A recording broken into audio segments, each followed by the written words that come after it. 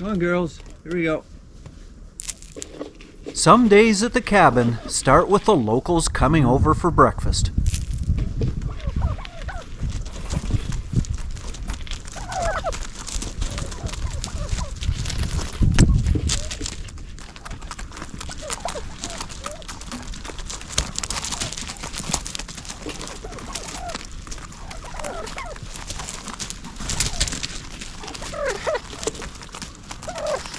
I guess in the big cities, people go to parks and feed pigeons. These are New Brunswick pigeons, also known as wild turkeys. Just a little bit bigger and a little bossy.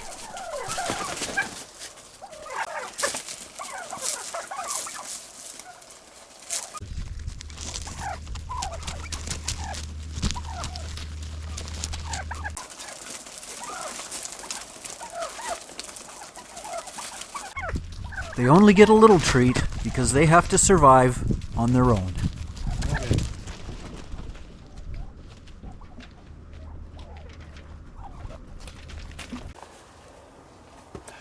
Now here's an update on something I did in the past. When I did that driveway deck at the front entrance, I left this big hole in the middle, and a lot of people thought that was not a good idea. And right now, I agree, because what has been happening is when the snow falls, it accumulates in this area and it's very hard to remove. So I made a mistake. I'm going to cover it up.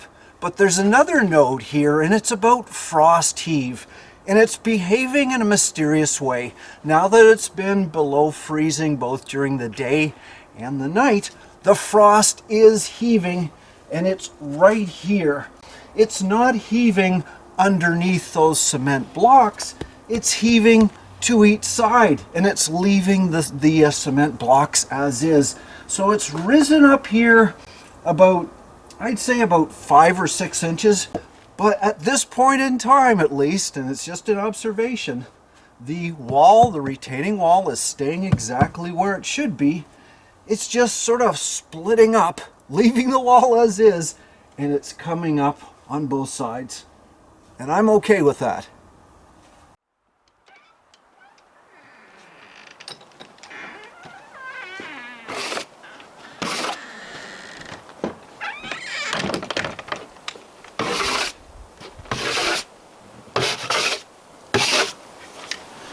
So I did finish this deck after all.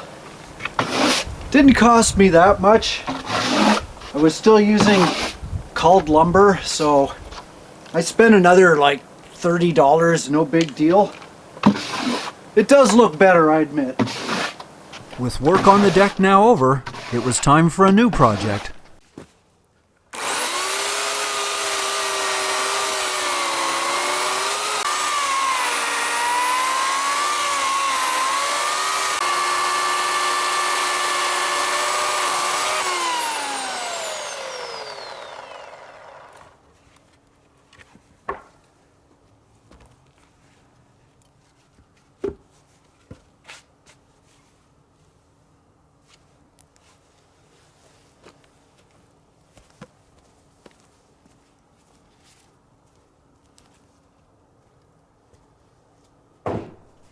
Although that log had been seasoning for over a year, I did bring that piece indoors for a month to dry it out a little more.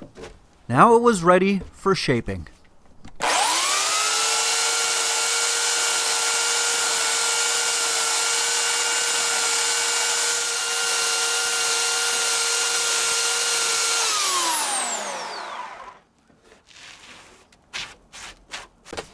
The bark looks nice, but I knew it would fall off anyway.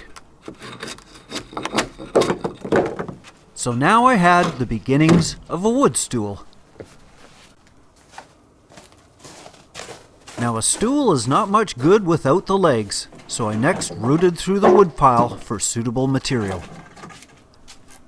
Last summer I'd cut down some saplings that had overcrowded the waterfront, and they were now dry enough to work with. Once I found what I was looking for, I grabbed the pile and headed into the cabin.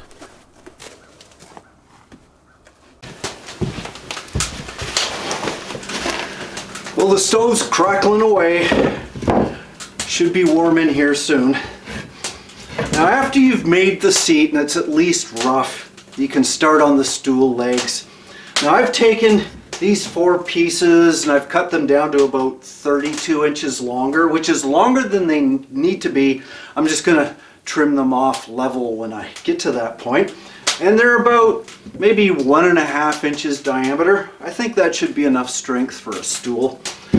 Next step is to peel the bark. Now some people might want to leave the bark on, which is fine, but I got a feeling it's going to sort of come off anyway over time, so I'd rather, take it off now and then finish it. Now, as far as ways of peeling the bark off, I have tried a couple of methods, and a machete works well. Just sort of brace it like that and draw it towards you. And that seems to work reasonably well. If the bark was looser, it would probably be easier. But the other way of doing it is one of these, which is for taking the bark off logs. I haven't been very successful with this with the big logs. I did try it, but maybe on a small one, and it just doesn't work like this on such a small branch, but it kind of works okay. Kind of awkward actually.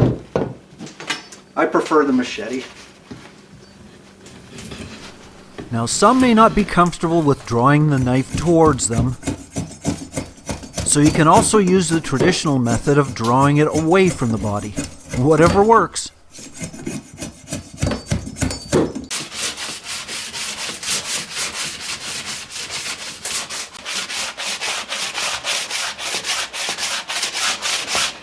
So probably the most labor intensive is the sanding. And I had to do some sanding because there's little knots and you don't want to catch yourself. There, I've got these 4 legs sanded. And the bonus of all this sanding and peeling off the bark is that I have this great pile of fire starter for my wood stove. So nothing goes to waste. Now the next part is putting the legs on the stool. And I should talk about this wood just a little bit. This is fir. This was the fir that was going to fall on my cabin, so I had to cut it down. And it's been seasoning for a little less than 1.5 years. It's probably right now, I'd say about 40% moisture content, so it's probably still going to shrink a little. I got to be careful with it because if I let it dry out too quickly, it's going to crack, and it actually has cracked right there. And these were the little saplings of white pine that I took down over there, and they definitely are dry. You can sort of hear it in the wood. Now to do this, what I'm going to have to use is a Forstner bit. I wouldn't use a regular drill because it'll plunge down too fast. I want to be able to control it, so I'm going to use a Forstner bit. And the size of the Forstner bit is dependent on the smallest diameter, which looks like about that one. I want the drill hole a little bit smaller so I get a nice tight force fit and I can sort of whittle it down. And and it's also a good idea to make sure you have more. If you needed the 4 legs, you better make sure you got enough wood for 5, because I did one and it's much too thin, so I'm not going to use it. I had another one. That'll probably be used on the braces, but we'll get to that later. Okay, I better get this right or I'm going to look like a fool.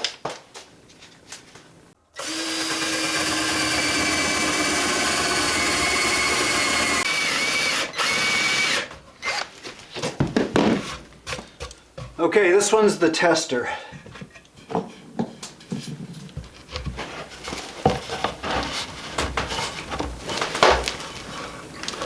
Pretty tight. Needs to be in a slight angle, which seems right. Okay, so far so good. Carry on. Let's switch to one of those high voltage batteries to make this part go a little quicker.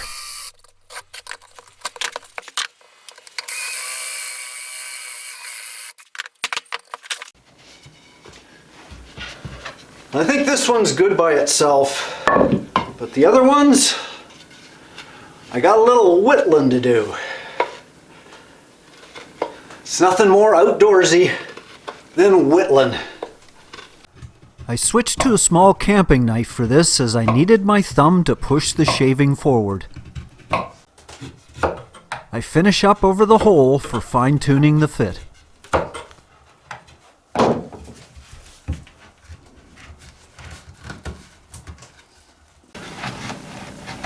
Okay, try to get those as tight as I can for now.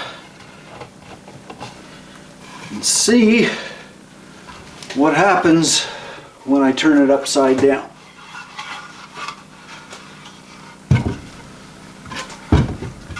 Well, they didn't all fall out, which is good, but it's a little wobbly and the legs aren't even. But I think once those spread out a little bit more and I put some braces in, I may even sit on it.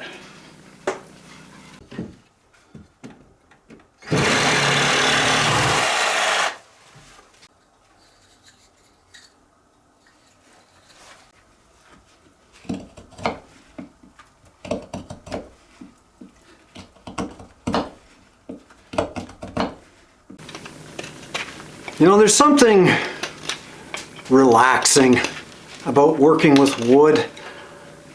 I understand why so many people enjoy it. It's not like drywall, which I didn't enjoy at all. I measure, I cut, it never seems to fit. And then when I get it up there right, you know, there'll be a little bump somewhere and I'll put in the screw and then there'll be a big little hole and it just drives me insane. It's the devil's material. Got most of it up. A few little bugs, but I was kind of figuring that. It's all going to be covered up anyway. So the next step is to put braces in, and I've got these all trimmed and tapered. There's two that go this way and another two that go on the sides, and they're a little longer. I'm gonna trim them down. But the first one to go in will be this one, and it will be the one that I use as a footrest. Whoa! Whoa! That's not gunfire, that's the wood stove.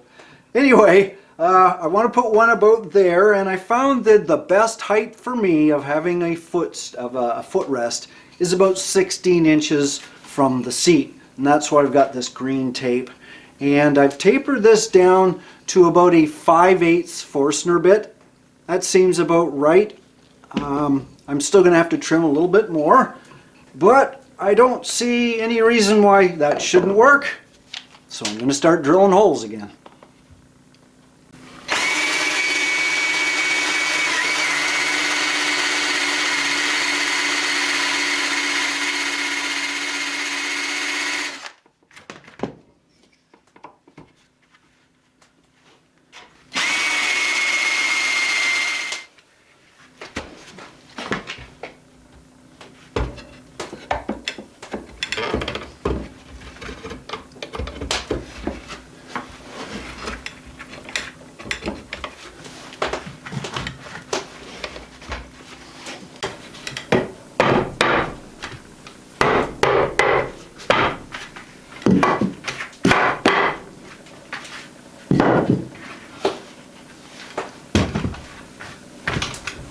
Well, look at that. I have a stool. A very wobbly stool, but a stool nonetheless.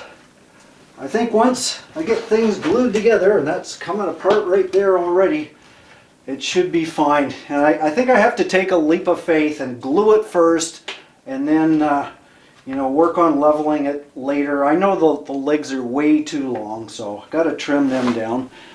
I'm going to use wood glue. I'm using Gorilla in this particular case. Any wood glue will do.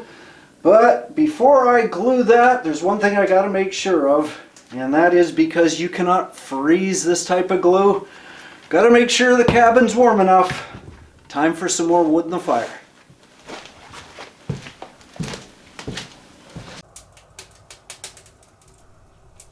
Perhaps not the most efficient wood stove, but this old Monarch does keep the cabin reasonably warm until I improve the insulation.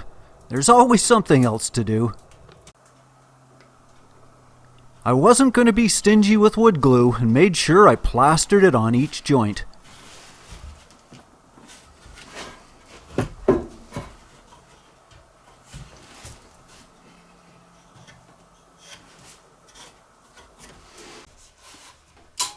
I could have used clamps, but the tie-down straps also work well for holding all tight until the glue dries.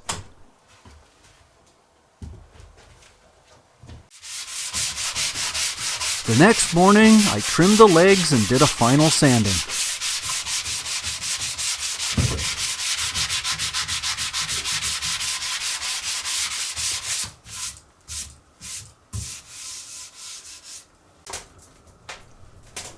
As a finish, I put to use an old can of Danish oil I had been saving for years. Danish oil and pine really do well together as it penetrates the surface, preserves the wood, enhances the wood grain, and protects the surface from wear and spills.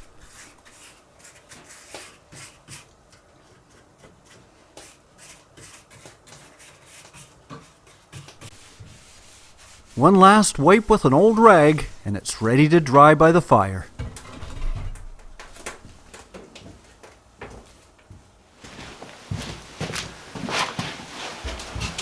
Well, I think it's done. Finish is dried. It feels so smooth. It still feels like wood. That's what I like about Danish oil. It doesn't feel like plastic. And yeah, it certainly brightened it up.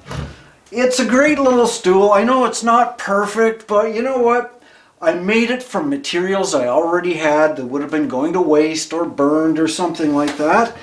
And yeah, all I had to buy was glue. Now, as far as a use for it, well, I don't have a countertop right now. I'm working on it, so I can't use it indoors. But outdoors, I think I've got the perfect spot for it, right out here.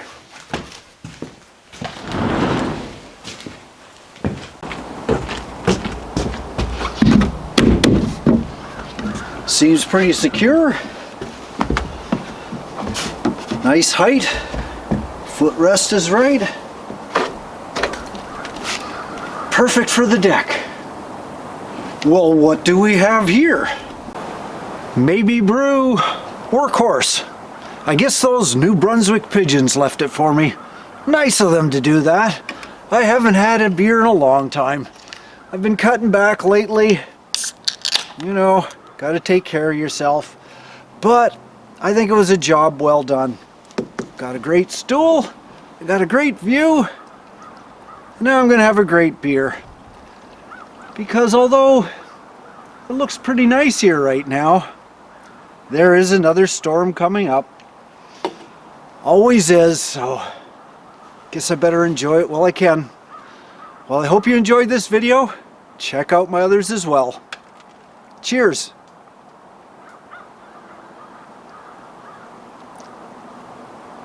Not bad.